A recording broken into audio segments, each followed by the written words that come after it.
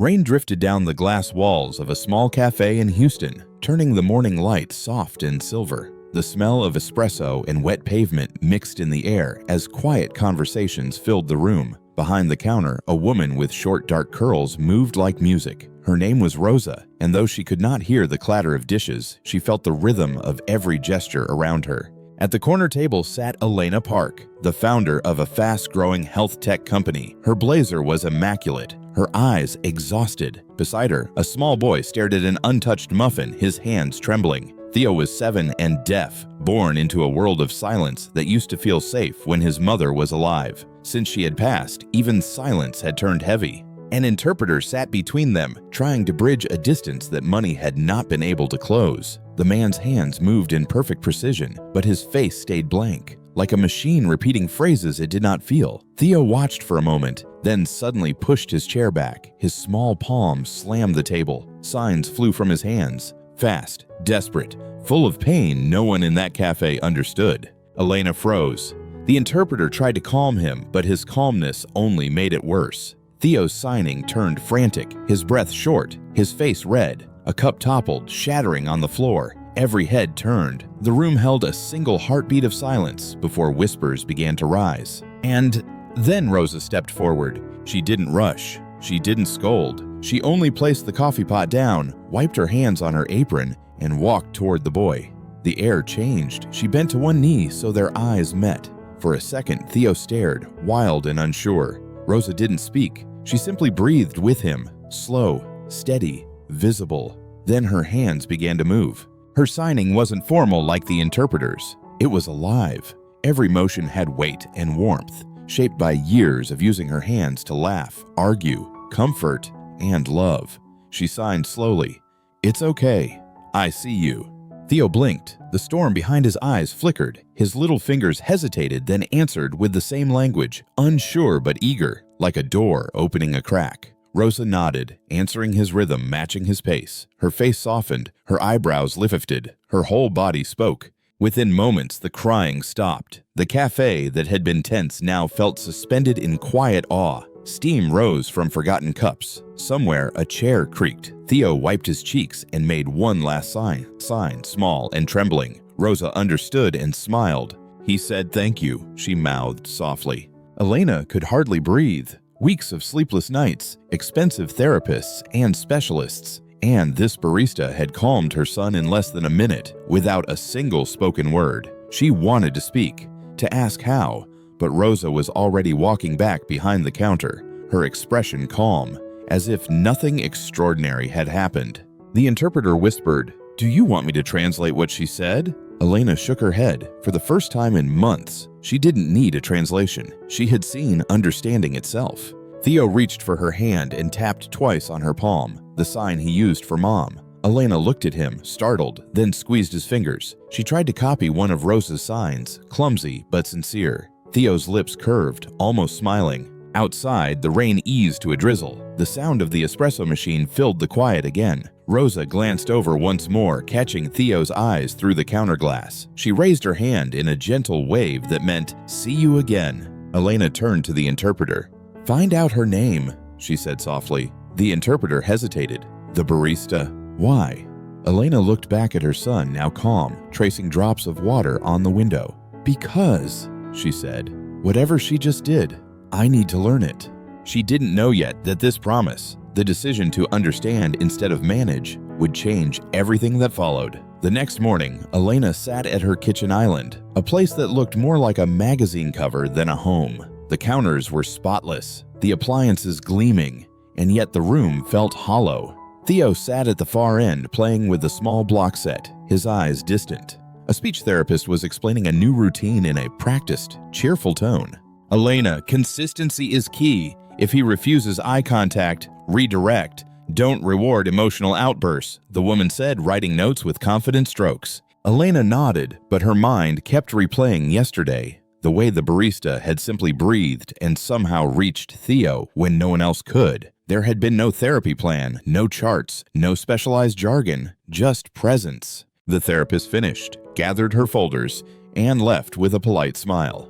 The house fell silent again. Elena exhaled, resting her elbows on the marble surface. She'd spent months hiring experts, interpreters, counselors, child behaviorists, each one charging more than most people made in a week. But every night, her son still cried in silence, unreachable. Later that day, she called her assistant. "Find that barista from the cafe," she said. "The one named Rosa Alvarez." When she arrived at the cafe that afternoon, Rosa was restocking pastries. Her hair was tied back, and her eyes lifted just slightly as Elena approached. Elena tried to sound composed. "You calmed my son yesterday. I'd like to hire you as his communication aide. Whatever you're earning here, I'll triple it." Rosa dried her hands on her apron and looked at her for a long moment. Her expression was kind but firm. She pulled a small notepad from her pocket and wrote, "You can't hire understanding." Then she looked up, signed slowly. "If you want to help him, come learn. Wednesday, Community Center, Deaf Night." Elena blinked. "I don't have time for classes. I run."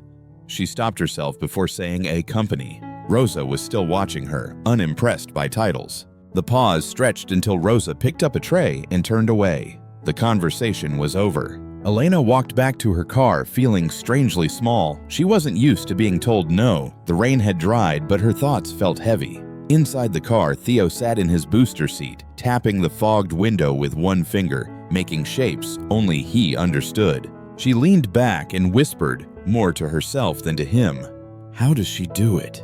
Theo looked up. For a moment, their eyes met in the rearview mirror. He smiled, a tiny brief curve of the lips that disappeared almost instantly, but it was there. That night, Elena stood outside Theo's bedroom door, listening to the faint rustle of his hands against the air. He was signing to himself in the dark, pieces of words, fragments of feeling. She recognized none of it. She sat down in the hallway, back against the wall, her head resting on her knees. For the first time since her wife's death, she whispered a truth she'd been avoiding.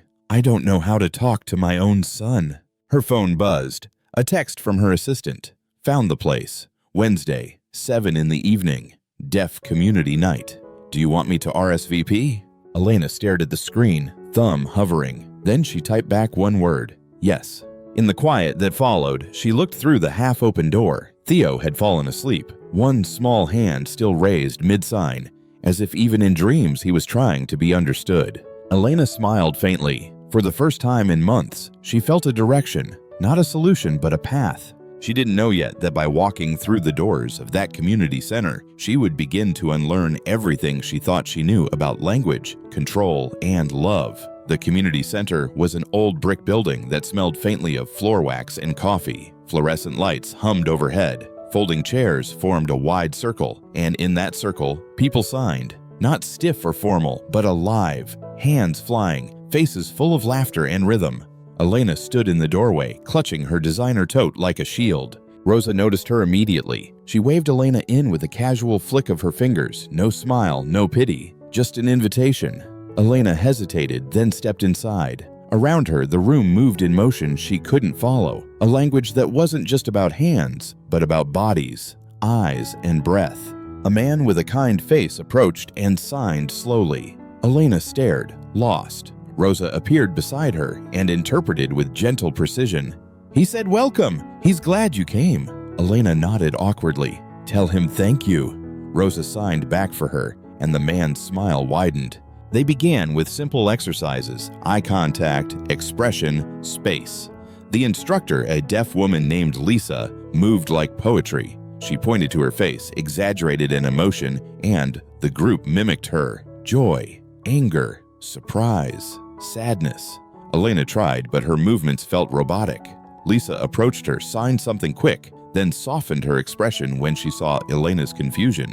Rosa tapped Elena's shoulder and translated, "She says you're thinking too much. Don't perform. Feel it."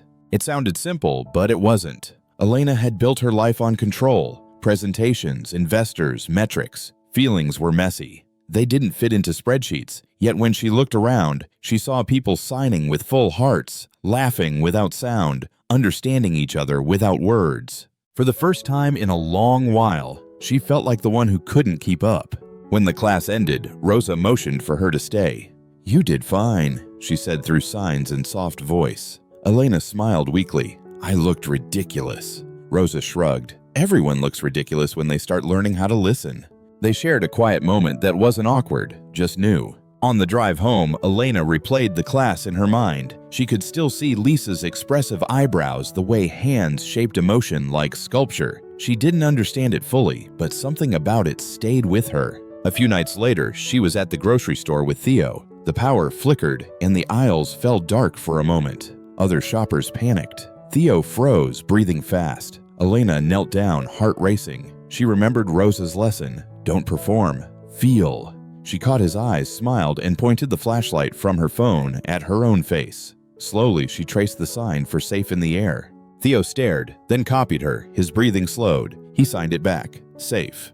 The store lights blinked on again, and the boy's small shoulders relaxed. Later in the car, Elena's hands were still trembling. She looked at them, realizing they'd done something no therapist ever taught her. That night, as Theo played quietly on the living room rug, she noticed him signing a small, strange gesture she hadn't seen before. A circle drawn across his chest, followed by 2 soft taps on his chin. He did it tenderly, almost like a secret. Elena tilted her head. "What does that mean, sweetheart?" Theo looked up but didn't answer. Instead, he smiled, a sad, gentle smile, and signed it again before turning back to his toys. She made a mental note to ask Rosa next time. There was a meaning in that sign. She could feel it. Something deeply personal. As Theo fell asleep later that night, his hand rested in the same small circle across his chest, as if holding on to someone she could no longer see. Elena sat beside him in the dim light, watching his fingers twitch with dreams. She didn't yet understand what that sign meant, but she could tell it came from love and from loss. And she had a feeling Rosa might know why. The morning of the school meeting arrived gray and cold, with wind pressing against the glass of the Bennett Elementary office. Elena held Theo's small hand as they waited in the hallway, a folder of reports clutched to her chest. Theo swung his leg silently, watching the receptionist's lips move as she spoke on the phone. He couldn't hear a word. Inside the meeting room, the long table gleamed under harsh lights. A few adults sat waiting. Teachers, a school counselor, and Mr. Landry, the vice principal. An interpreter joined them, setting up near the end. Rosa was there too, invited as a community liaison after Elena insisted. She wore a plain denim jacket, her expression calm but alert. Elena took a deep breath. "Thank you all for meeting with us," she began. "I know this has been a difficult year for my son." Mr. Landry nodded, polite but distant. "We're doing our best, Ms. Park, but we have some concerns. Theo has been refusing to participate in speech sessions. He relies too much on signing."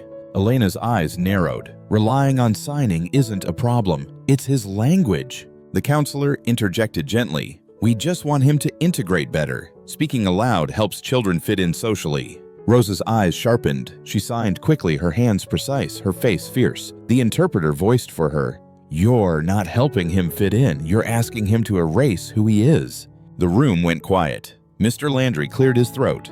"We appreciate your perspective, Ms. Alvarez, but we have to follow state guidelines. The goal is verbal progress." Elena felt heat rising in her chest. "And what if verbal progress means emotional collapse?" she said.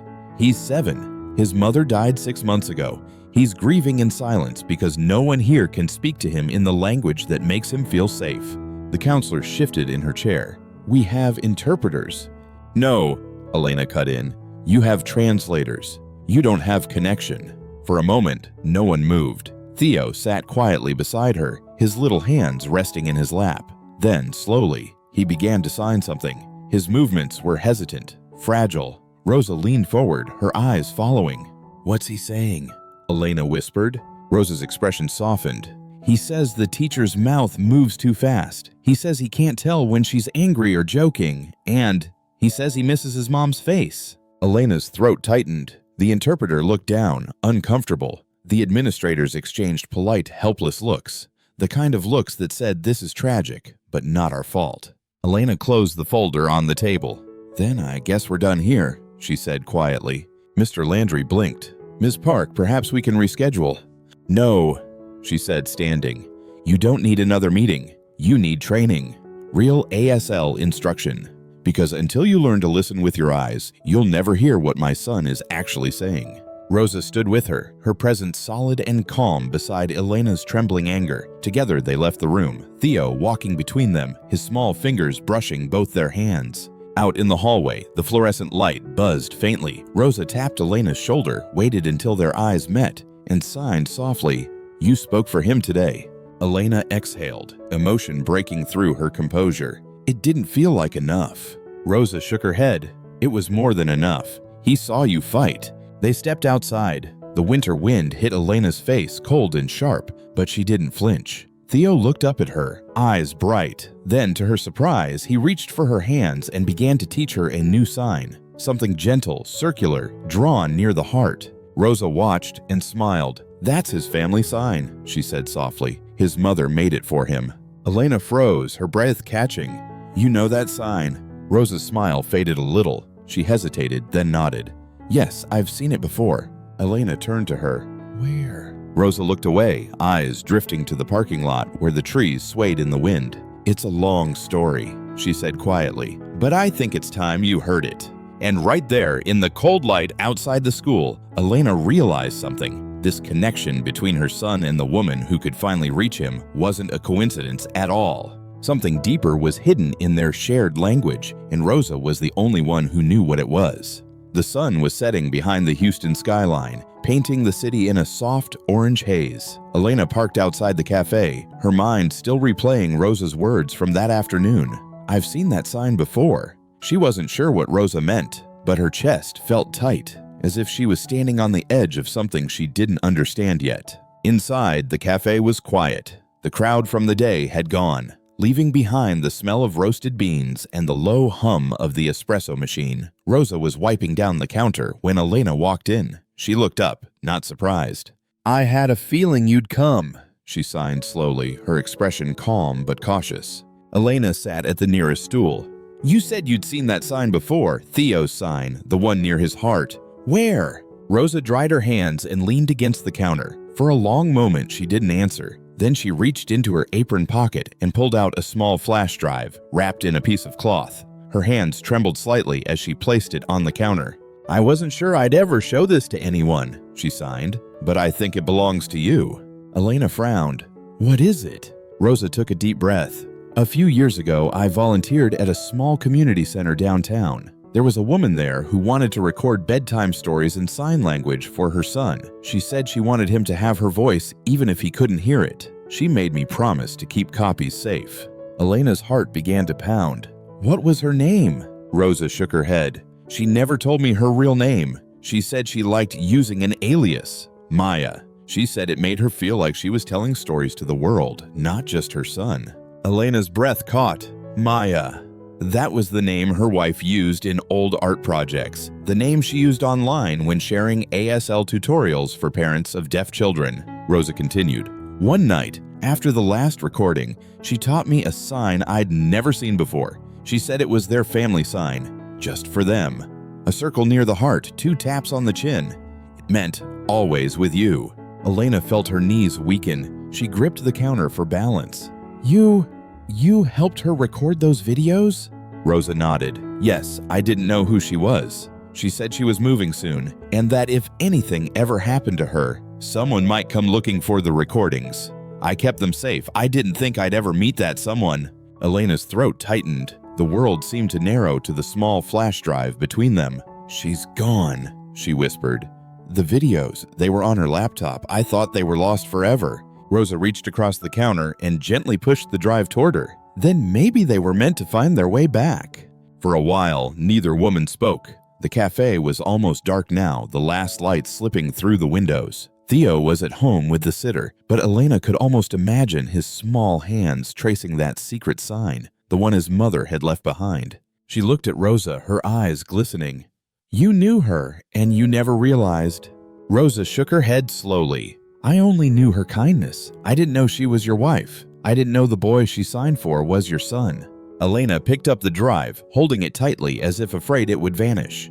"How many videos?" "About 10, Rosa signed. Stories, lullabies, and one message she said was for the days when he felt lost." Elena swallowed hard. "I can't believe you kept them." Rosa smiled faintly. "Deaf people know what it means to be forgotten. I don't throw away voices like hers." Elena's tears finally came, quiet and steady. "Thank you," she said softly. "You have no idea what this means." Rosa touched her arm gently. "I think I do." Elena nodded, her voice trembling. "Then help me show them to him. He deserves to see her again." Rosa agreed without hesitation. "Tomorrow. Bring him here after school. We'll watch them together." Elena looked down at the flash drive one more time before sliding it into her pocket. The small object felt heavy, like the weight of a promise coming back to life. As she walked out into the cool evening air, the city lights flickered to life around her. "Aha, is that in her hair?" She felt something she hadn't felt in months, a quiet sense of hope. She didn't know it yet, but those recordings would not only bring her son closer to his mother again, they would reveal something that would change how she saw Rosa forever. The next afternoon, the cafe was closed to customers. The chairs were stacked, the lights dimmed, and a single laptop sat on the counter beside 2 cups of untouched coffee. Rosa was already there when Elena arrived with Theo, who clung to his backpack like it held his entire world. Elena placed a gentle hand on his shoulder. "We're going to see something special today," she said softly. Theo looked up, uncertain but curious. Rosa nodded and smiled at him, signing friend in slow, open movements. Theo smiled back, shyly but real. Elena pulled out the flash drive and handed it to Rosa, her hands trembling slightly. Rosa inserted it into the laptop, but when she clicked the folder, only one short clip appeared. The rest were missing. Elena frowned. "That can't be right. You said there were 10. Rosa's brow furrowed. She typed through the directories again, her eyes scanning the screen. "They must have been stored separately," she said slowly. Then her expression changed, a memory surfacing. "Wait, there was a backup." "A backup?" Elena asked. Rosa nodded. When Maya, made those videos, she said she didn't trust hard drives. She hid a backup in the cafe, just in case. I haven't thought about it in years. They searched the storage room together. Dusty shelves, bags of coffee beans, boxes of paper cups. Theo followed quietly, watching them with wide eyes. Then Rosa stopped in front of an old cabinet near the back. She crouched down and pulled out a small blue coffee tin with a faded label. The metal was dented, the lid a little rusted, but Rosa's face softened as she turned it in her hands. "I never opened it," she said. "I thought if she came back, she'd want to find it herself." Elena's heart pounded. "Open it now!" Rosa hesitated, then carefully pried the lid loose. Inside, wrapped in a thin cloth, was a tiny memory card, the same kind her wife used to record with her old camera. Written in marker on the cloth was a single word: Maya. Elena covered her mouth with both hands. Her eyes filled before she could stop them. "She left this here," she whispered. "All this time."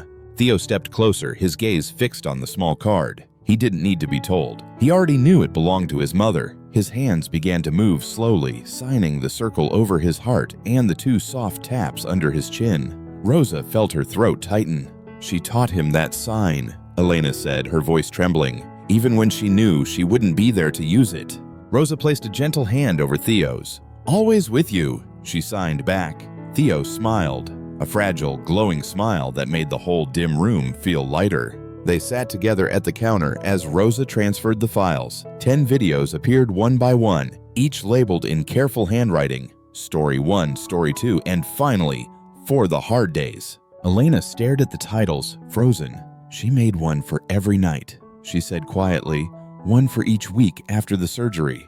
Rosa nodded, her eyes glistening. She must have known her time was short. Theo tugged at Elena's sleeve and pointed to the screen. "Watch," he signed.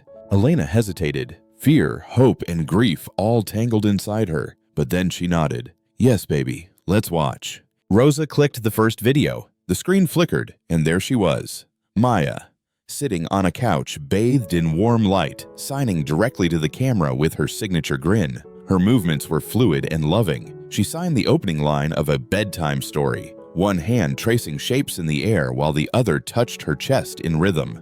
Theo's face lit up like sunrise. His hands flew in response, signing to her through the screen, repeating the story as if she could see him. Tears rolled down Elena's cheeks, silent and steady. Rosa turned away for a moment, letting them have the moment.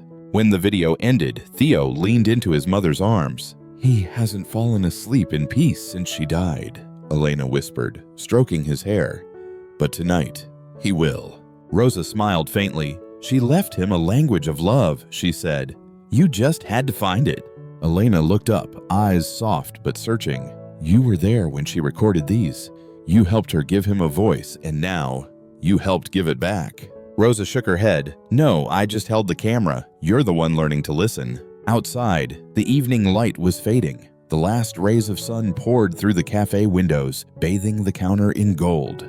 Elena closed the laptop gently, resting her hand on it like she was touching a part of her wife again. I thought she was gone forever, she said quietly. But maybe she's still here, in his hands, in our eyes, in everything we learned to say. Rosa smiled. That's what she wanted, to be seen even without sound. Theo yawned, curling against his mother's side. Elena held him close, whispering, We'll watch the rest tomorrow, okay? He nodded, already drifting. As Rosa locked the cafe for the night, Elena looked back once more. The small blue coffee tin sat on the counter, the lid open, the memory card gone. But in the warm glow of the closing lights, it felt like a lantern left burning, a quiet reminder that love, once spoken in the language of hands, never really disappears. The next evening, the cafe lights glowed warm against the cool Houston dusk. Elena and Theo arrived after closing, carrying a small blanket and a sense of quiet anticipation. Rosa was already waiting, laptop ready on the counter, her expression soft and knowing. Theo ran to her with the shy wave signing friend. Rosa smiled, replying with a playful wink. Ready to see your mom again? She signed, and Theo nodded, clutching his blanket tighter. They dimmed the lights, and the second video began to play. Maya sat cross-legged in front of the camera, hair tied loosely, a small dimple showing when she smiled. Her hands moved gently, telling a story about a bird learning to fly after the rain. Every expression, every motion felt alive with love. Theo watched, completely still. His hands echoed hers, copying her movements exactly. The tilt of her head, the curve of her smile. Elena couldn't look away. Her wife was there, right there, alive through her language. Halfway through the video, Maya paused, placed her hand over her heart, and signed that familiar circle, the family sign. Always with you. Theo gasped and turned to his mother, signing it again and again, as if proving he remembered. His face shone with pure light. Elena's breath caught. She wanted to sign it back, to answer him properly, but her movements came out awkward. Her hands shook, her face stiff. Theo frowned, waiting. I can't, she whispered. I'm doing it wrong. Rosa stepped closer. You're thinking too much, she signed, her hands calm and fluid. Don't copy. Feel it. Elena looked down at her trembling hands, then at her son's small, patient face. She inhaled deeply, closed her eyes, and let the memory of Maya's movements fill her. When she signed again, it wasn't perfect. Her fingers moved slower, her face unsure, but it carried something real. Theo's eyes widened. He reached out, touching her hands mid-sign, guiding them gently. Together they finished it. The circle over the heart, the taps under the chin. For a long moment, neither moved. Then Theo smiled, a full, unguarded smile, and leaned into her chest. Elena wrapped her arms around him, her shoulders shaking as silent tears ran down her face. Rosa watched from behind the counter, eyes glistening. She had seen fluent signers all her life, but nothing like this. A mother and son building fluency not from words, but from love. When the video ended, Maya's frozen smile lingered on the dark screen. Elena touched the laptop, whispering, Thank you. Theo turned toward Rosa and signed something quick, his eyes bright. She looked surprised. What did he say? Elena asked. Rosa translated softly. He said his mom taught him one last story that she never finished. He wants you to help him tell the rest. Elena blinked, tears still wet on her cheeks. I don't know how. Rosa smiled. You'll learn. Fluent isn't fancy, it's honest. Theo began to sign again, slowly, inventing new gestures, adding to his mother's story about the bird and the rain. Elena followed, clumsy but willing, repeating after him, each movement built on the last, two stories merging into one. By the time they stopped, the cafe was silent, except for the hum of the fridge and the soft rhythm of their breathing. The world outside had gone dark, but inside there was light. Not from lamps, but from the quiet bond that had just been rebuilt. Rosa closed the laptop gently. That's enough for tonight, she signed. But this is only the beginning. Elena looked at Theo, then at Rosa, her voice barely above a whisper. You were right. Understanding can't be hired. Rosa smiled. No, it's learned. hand by hand, heart by heart, and, for the first time in months, Elena felt fluent, not in sign language yet, but in love. The night before the meeting, Elena sat on the living room floor surrounded by flashcards and sticky notes. Each one carried a single word written in large, clear letters. Understand, equal, respect. Theo sat beside her, helping by drawing small pictures next to the words. His favorite was a hand signing love, drawn in bright blue marker. Rosa sat across from them, sipping tea, watching quietly. "You ready for tomorrow?" she signed. Elena looked up, exhaustion in her eyes but determination in her spine. "Not really," she admitted, "but I can't stay quiet anymore." Theo tapped her arm and signed together. Rosa smiled. "Then you'll be fine," she said. The next afternoon, the district auditorium was filled with parents, teachers, and board members. The air was tense, heavy with formality. At the center table sat Elena, Theo, and Rosa. The interpreter stood beside them, ready to voice what words alone couldn't. Mr. Landry, the vice principal, adjusted his tie nervously. "Ms. Park, we understand you requested to address the board today." Elena stood. Her hands trembled, but her eyes were clear. She signed slowly as she spoke aloud, word for word. "My name is Elena Park. My son Theo is deaf. For months, I thought the problem was him, that he wasn't trying hard enough, wasn't learning fast enough. But I've learned that the problem wasn't my son. It was us." The interpreter voiced her signs, her voice echoing through the hall. Theo watched every movement, his eyes glowing with pride. Elena continued, "You see, my son doesn't need to be fixed. He needs to be understood. ASL isn't a barrier, it's a bridge. And every time we tell a child to speak instead of sign, we're closing that bridge." The audience was still, the only sound the faint shuffle of papers. Some of the board members exchanged uneasy glances. Rosa rose next, signing fluently, her expression strong but compassionate. The interpreter spoke for her. "For too long, deaf students have been told to adapt to a hearing world that refuses to learn their language. We can do better. Start with 1 hour a week of ASL for staff, 1 class a month for parents, 1 night a week for the community. It starts small, but it starts somewhere." A teacher in the front row nodded, wiping a tear. Theo tugged on Elena's sleeve, his hands moving quickly. Rosa turned to him, her eyes widening. "He wants to say something," she said. Elena hesitated. The board looked uncertain, but she nodded. "Go ahead, baby." Theo stood on his chair so everyone could see him. His small hands began to move, confident and bright. The interpreter's voice cracked slightly as she translated. "He says, 'My mom talks with her hands now. My mom listens with her eyes. That means you can too.'" The room fell silent, a hush so deep you could hear the hum of the air conditioner. Then Theo lifted his hands and made the circle over his heart, the family sign. The interpreter whispered the meaning, "Always with you." Something shifted in the room. A man in the back, one of the board members, lowered his pen. Another teacher covered her mouth. No one spoke. No one needed to. Elena looked at Rosa, her throat tight. "He did it," she whispered. Rosa nodded, tears catching the light. He reminded them what language really means. The board chair finally cleared her throat. "Ms. Park," she said softly, "your request, it's approved. We'll start with a pilot program. ASL hours for staff and parents. You have our support." Elena exhaled, relief washing through her like a tide. She turned to Theo, who was already beaming, his hand signing something small, private, just for her. "What's he saying?" Rosa asked. Elena smiled, her eyes warm. "He says the bird from his mom's story finally learned how to fly." And for the first time, Elena truly believed it. Not because the board agreed, but because her son had found his voice. And this time, the whole world could see it. The first Wednesday after the meeting, the cafe looked different. The tables were pushed aside, and a handmade banner hung across the wall that read, "Neighborhood ASL Night. Everyone welcome." Strings of soft lights framed the windows, casting a gentle glow on the people trickling in. Parents, teachers, even a few teenagers from Theo's school. Rosa moved easily behind the counter, arranging trays of cookies and paper cups of cocoa. Elena helped set up folding chairs, her hair loose for once, her sleeves rolled up. Theo sat on the floor with a few other kids, signing rapidly as they laughed at something Rosa said. It was noisy in its own way, a room full of motion, full of meaning. When the clock struck 7, Rosa clapped twice. A deaf clap, hands waving in the air, and the crowd mimicked her. Hesitant but eager, she signed slowly. Welcome. Tonight we learn how to say hello, thank you, and sorry. But most of all, we learn to listen.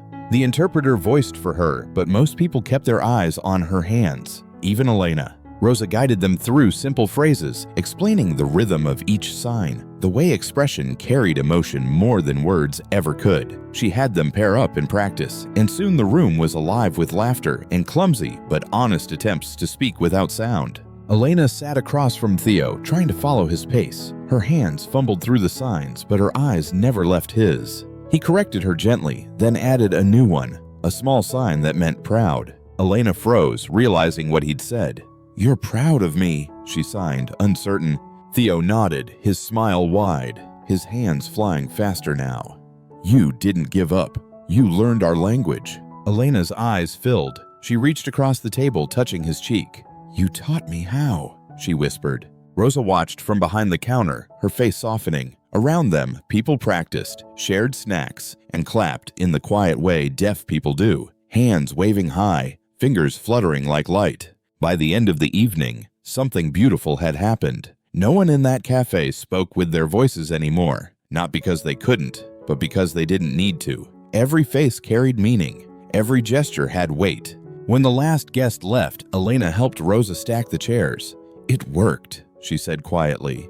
"You turned this place into something bigger than a cafe." Rosa smiled, signing, "We did." Then she added, "Your wife would have been proud of you too." Elena paused, the words catching in her chest. "You think so?" Rosa nodded. She wanted a world where Theo wouldn't have to fight to be understood. "You're building it now." They turned off the lights, but the glow from the street lamps still spilled through the windows. Outside, Theo ran in circles, pretending to be the bird from his mother's story, the one who finally learned to fly after the rain. Elena stood in the doorway watching him, the night air cool against her skin. Her hands moved instinctively, a small circle over her heart, 2 soft taps under her chin. "Always with you." Theo saw it and stopped running. He signed it back, his smile gentle, certain. For a long time, they stayed like that, 2 silhouettes framed by the soft light of a cafe that had once been just a place for coffee, now a home for understanding. The next Wednesday would bring more people, more lessons, more open hands. But tonight, it was enough to know that one family had learned to speak again, not through sound, but through something stronger, something that would never fade. A few months passed, and Wednesday nights at the cafe became a quiet tradition in the neighborhood. The sign on the door no longer said ASL Night. It said Community Night, because by now, the two meant the same thing. Inside, the walls were covered with photos, children signing together, parents laughing, teachers practicing fingerspelling next to their students. Rosa had hung one photo right above the counter. Theo and Elena, mid-conversation, hands frozen mid-air, faces full of light. That evening, Elena arrived late, her laptop bag slung over one shoulder. Oh, shit. She had come straight from work, tired but smiling. Theo was sitting at a table near the window with a group of younger kids, helping them sign their names. His movements were confident now, his expressions bright and sure. Rosa walked over and signed playfully. "You've got competition. He might teach better than you soon." Elena laughed softly. "He already does." When the lesson ended, people stayed to talk, in signs, in gestures, in patient silence. No one rushed out. No one felt like a stranger. Elena stood near the counter, watching them. "When I started all this," she said to Rosa, "I thought I was trying to help my son, but really, he helped me first. He taught me to slow down, to stop controlling everything, to listen with more than my ears." Rosa nodded, her eyes kind. "That's fluency. It's not about speed. It's about presence." Across the room, Theo called to his mom in sign. "Come here, I want to show you something." She walked over as he pulled a small card from his backpack, a hand-drawn invitation with colorful letters and doodles of hands. It read, "Our school's first ASL club, led by Theo Park." Elena's breath caught. "You started this?" she asked. Theo nodded proudly. "We meet every Friday. We teach anyone who wants to learn." He hesitated, then added, "You should come too." Her eyes glistened. "I wouldn't miss it for the world." Later that night, when the cafe emptied and the lights dimmed, Elena stayed behind to help Rosa clean. She glanced around, the chairs, the chalkboard, the faint smell of coffee, and felt something deeper than pride. gratitude, peace. I used to think love meant providing, she said quietly. Now I think it means learning, over and over again. Rosa smiled. You finally speak our language. Elena chuckled. Barely. Rosa shook her head, fluent enough to be understood. Outside, rain began to fall, gentle, rhythmic, tapping against the glass.